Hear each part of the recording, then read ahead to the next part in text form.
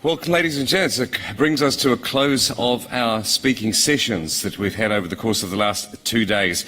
And we have one final element that I'd like to put on the end of here. I can't take any credit for putting these questions together, but I would like to present this to you as an opportunity for us to vote once again on an aspect of YPs. Just need to locate it here in my list. Here we go. So I have one question for you, and this is in relation to the YPs. And if we look around the room, we can see a relatively small number of YPs here in this space. So the one question we have is in relation to this. I'd like you to have a look at this, and if you have your smartphone out, your device ready to vote, the question is, why haven't you sent your YPs to the conference? Why haven't you sent your YPs to the conference?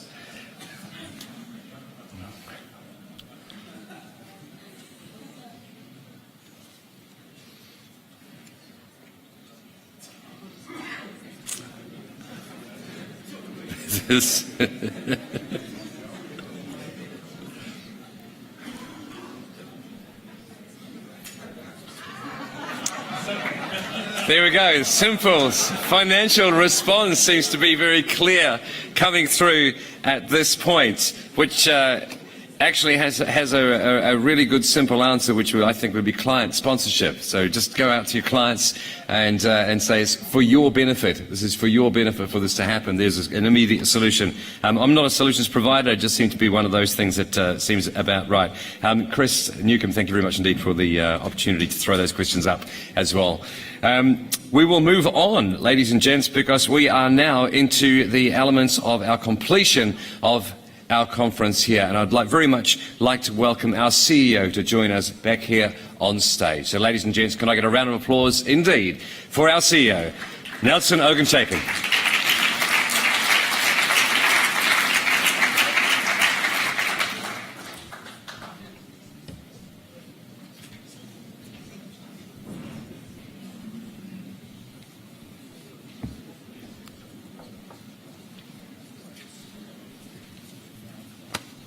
Thank you very much. Yes. Once again, it's always a delightful thing to actually come up on board to see the delegate.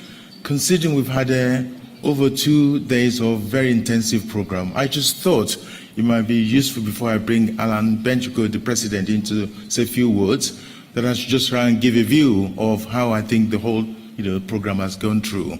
I did ask the YP if they can do me a favor, because one of my mantra is to engage, which is to work with the YP as much as I can and to make sure they are an integral part of it. So I did ask them to listen, observe, and actually pick up the key messages that's coming through from the whole of the program. So the feedback I'm going to share with you is very much from them, and I'm just going to be their voice, if that's okay with you. I hope you agree with it. But just before I dive into that, some of you may probably just flew in the last 2 days. Some has been here longer than that. I just thought if I take you through a whole program of what's happening in the last 1 week. The board flew in on Wednesday night. On Thursday and Friday was a very intensive day for the board, and they looked at all the big strategic issues that have to be dealt with. On Saturday, we had the Director and Secretaries meeting, which was a very interesting update on some of the issues that the board's been dealing with. Saturday afternoon, we had again very interesting discussion with the President and the Chairman of the Member Association. We were able to share with them some of the issues we'll be discussing later on at the camp.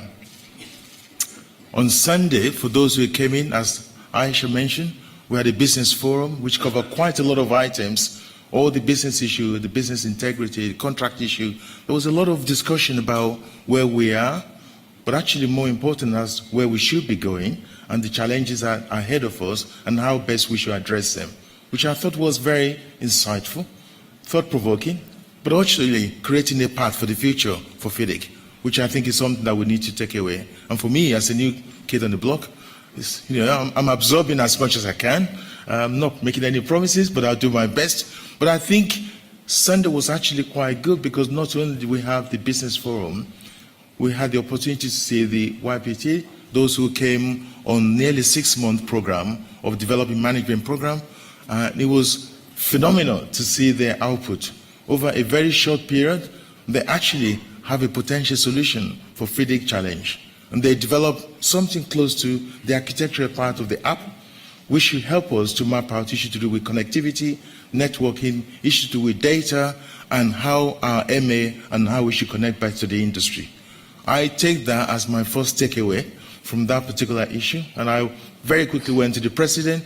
I said, we can't afford to miss this opportunity. I need your commitment financially to make sure this idea does not get buried, and we need to take it forward. And he gave me the thumbs up. So that was the first thing. So thank you very much, Mr. President. I think it will be a missed opportunity if we don't encourage the YP to be an integral part. And I was really overblown to see the ideas that came up with over a very short period. And if you were an investor and you were to invest in that, in fact, you never know.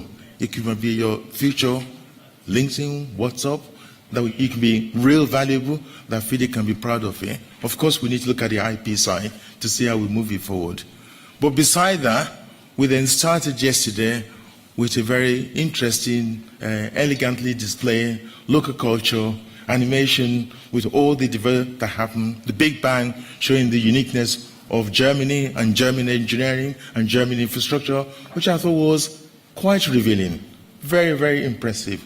Very short, welcome activity. I think that went down very well. The feedback we've had has been very, very good. We then started with a visionary giving us a picture of how the day, and the big picture in the future are. How should we address those big issues from McKinsey, all very much into sort of a helicopter view, giving us a perspective view of where the future is. You may think some of the issues being discussed are just too far. It's never going to happen. You may believe that it's going to happen immediately. Either way, we are in business of managing change. We've got to understand that. We've got to listen, and we've got to observe, and we've got to make sure that our industry is fit for the future. It's fair to say after that big picture that we cover, we had the board perspective session. We did have a good balance of gender. Maybe it's not the best, but we can continue to work on that. There was an issue about whether it was all large firm or not necessarily large firm, but it was a good balance. They were all global entities, global companies, from company of Manish, which is very small, to the like of Aecon, which is very big. And we were looking at issues that really drive our industry. I started a quick poll at the beginning of it, and I said, let's test the market. What are the big drivers for our industry? Of all the questions that we put across, the two messages that came across, one of them is about the key thing that keeps the CEO awake at night is about people. People. People, I hear that all the time. The second one is about profitability. And you may ask the question that the two doesn't go together, but actually I believe they do go together. The question is in what proportion? In the first case, we need people, which is the engine of our industry. But at the same time, we need to run business that is profitable so that we can actually have surplus to invest in our people. If we don't have surplus in our business, then we are charity. And we shouldn't be frightened to talk about making profitable business. Because the reality of it is that if we talk about we want to keep our people, and we can't compete in the market to be able to pay the right salary, to create a working environment, to be able to entice them to stay in our industry, the challenge is that we will never keep them in our industry. And if we don't put our proposition forward in such a way that the client value what we deliver, and the revenue that they pay us in terms of compensation is sufficiently large enough, doesn't have to be too greedy, but large enough for us to have retained profit, to be able to train our people, to be able to compensate them, then we will lose them. So the two actually goes together. And we need to be mindful of that as an industry. We should not shy away from it at all, at all. I took up the point about digital smart, industry, We looked at what is happening in Germany, and I think it was quite insightful in terms of, urban smart city. We had opportunity to listen to what's going on in Germany. I thought that was, again, very, very insightful. Somebody said to me, well, it isn't really about is it coming, but it actually is here. There was a message that came through, yes, we need to deal with this smart infrastructure. Can we finance it? That took us to the last part of our session yesterday. We have a panelist looking at the finance, and there's a different strategy. We have from AIB, we have from European Investment Bank, or EIBD. We also have a new innovative technology talking about EIX, how you can create bond and use exchange so that people can come into infrastructure investment and come out and come in at a time where they wish to take the right risk profile. I think those sort of financial things are things that we need to be aware of. If we miss the opportunity to engage on those issues, then we're going to have real challenges. This morning was very good to see the Berlin Musical School, and then they started again, which was very exciting, short but beautiful. They gave us a very, very good insight in terms of, how you can actually, choreograph a solution that is beautiful. I think that's what we do in our industry. If we turn it around, because we engineer a solution, client comes to us with a problem, we translate it into a solution. And all day today, we've gone through the whole process of looking through how do we get our industry in. And the feedback that I've had from the industry so far is, actually, we're not doing badly, but we could do much better. So I did ask the YP to help me out. And I've got a few slides that I'm just going to go through very quickly. And I'll just for headline, that you have a look of what some of their thinking.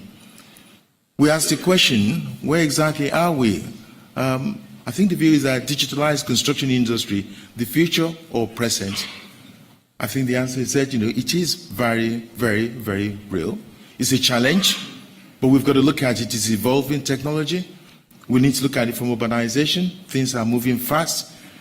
Lack of skills, it's a big issue we talked about. Politics and governance, that was raised. Climate change was raised, that's one of the points picked up. These are all coming from the YP. The question about digitalized construction industry is already here.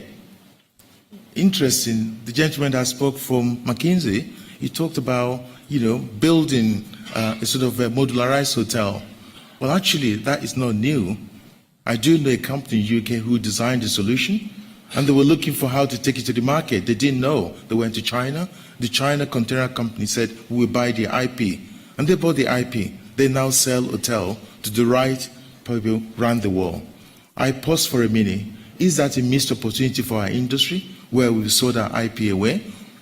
Can we leverage on that in the future? So the whole idea of digitized construction industry, it is here. We need to embrace it. Opportunity in the industry. Yes, this whole idea of smart technology is here. We need to deal with it. We need to harness the passion of IT-driven younger people and younger generation. For those who didn't get involved with the CEO launching yesterday, we had a futurist who was sort of talking about a typical world that we can imagine in the next future. I think the two takeaways I took from that conversation was, in the new world that we'll be looking at CEO from age of 25 to 28. They are going to run our industry. And he said, we should be careful. We should be careful that in our companies, there are three types of bears. There's the black bears, there's the brown, and there's the white. I don't necessarily agree with the color coding, but I think the message was quite clear. The message was that in the very first one, they are the barrier to progress. They do not want to change. They just anchor you down. Every time you come with change program, they don't want to engage. In the middle one, you can convince them, and in the latter one, they have an opportunity to change, and in fact, they're ahead of the change. The question to you, how many of the black bears have you got in your company? How many of the white bears have you got in your company? Are you a leader that do not encourage a situation where your staff can make a mistake? Because unless you make a mistake, you can't learn from it. And you know something? The young ones are very good at it. They learn to make mistakes, and they do very well at it. Going forward, the key message is very there. Be digitally international. There's the issue about people approach, and there's the issue about empowering the young people. And that came actually from Harvey Baldo, and I'm just making that point. From my point of view, I think it's been an interesting conference. I'd like to thank you all. I hope you've enjoyed it over the last 2 days. And I'll probably say I'd like to welcome you to Mexico. Mr. President, the floor is yours.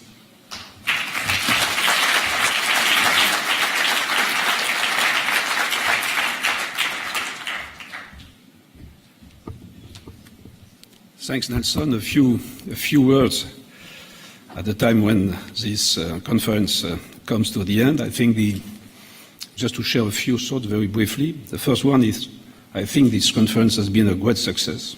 It's my feeling, my feedback. I've been attending many FIDIC conferences, and I think really this one was one of the best I have attended. And all the feedback I received informally discussing with the participants was quite positive.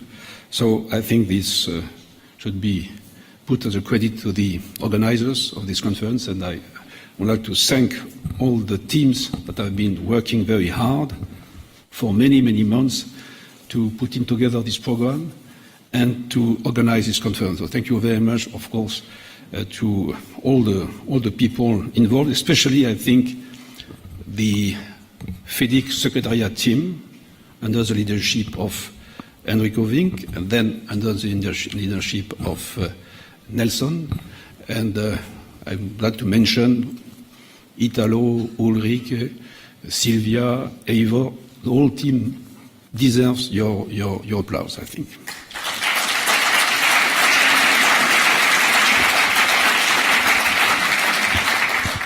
I think what was also quite striking was the quality of the presentations we have and the quality of the panels that you have. So I'd like to thank all the speakers, the keynote speakers, the panelists, and of course our master of ceremony, Greg Board, was also very efficient as usual to conduct the whole event. So thank you very much, all of you.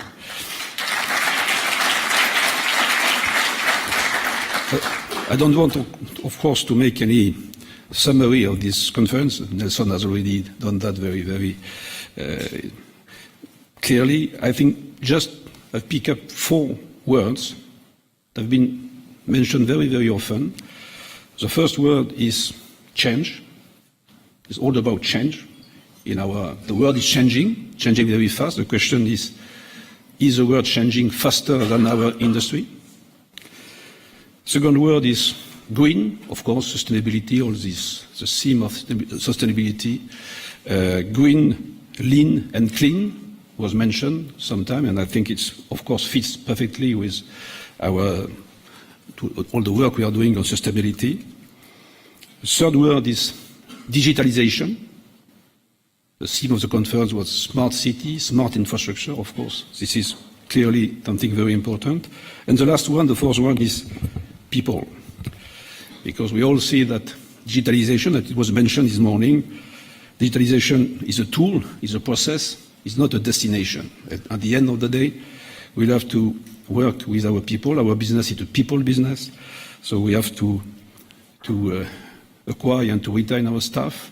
We have to train and to empower our young professionals. It was very important to have this presentation by the EOPs. And also, we have to deal with the other stakeholders.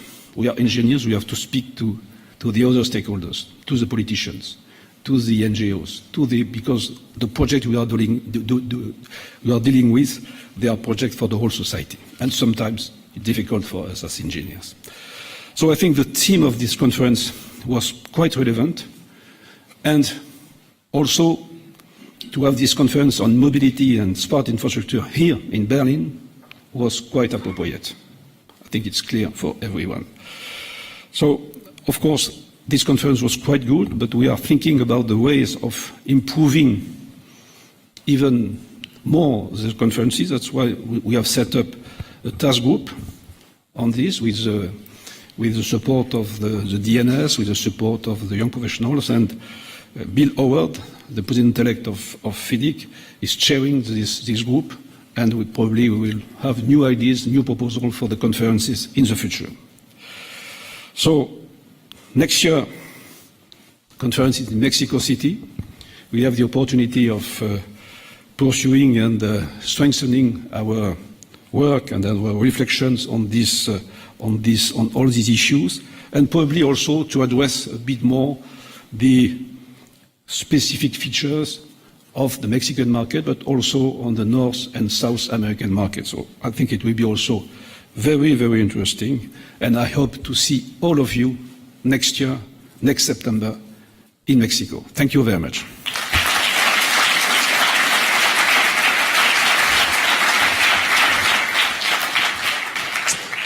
Thank you indeed to our President Alain Bentejac. And ladies and gentlemen, this brings to a close the conference, but we have one further thing to do, which of course is the GAM. And so this is the moment that we're going to achieve that. So if you are here, if you are remaining for the GAM, I would ask you please to remain. We will be bringing out the voting materials for you here in this space. If you are not staying here for the GAM, you are able to get yourself ready for tonight's activities. Of course, we have our local colour night, which I'm looking forward to very, very much indeed. And our buses will be leaving from 7:15 p.m. outside the hotel, and they'll go through till 7:45 p.m. and that will be the last bus. So please ensure you have a good spread across those buses. So now, ladies and gentlemen, for those remaining with the GAM, please remain. For those who are leaving us, thank you very much indeed. It's been an absolute pleasure being your MC. Cheers. We'll see you very shortly.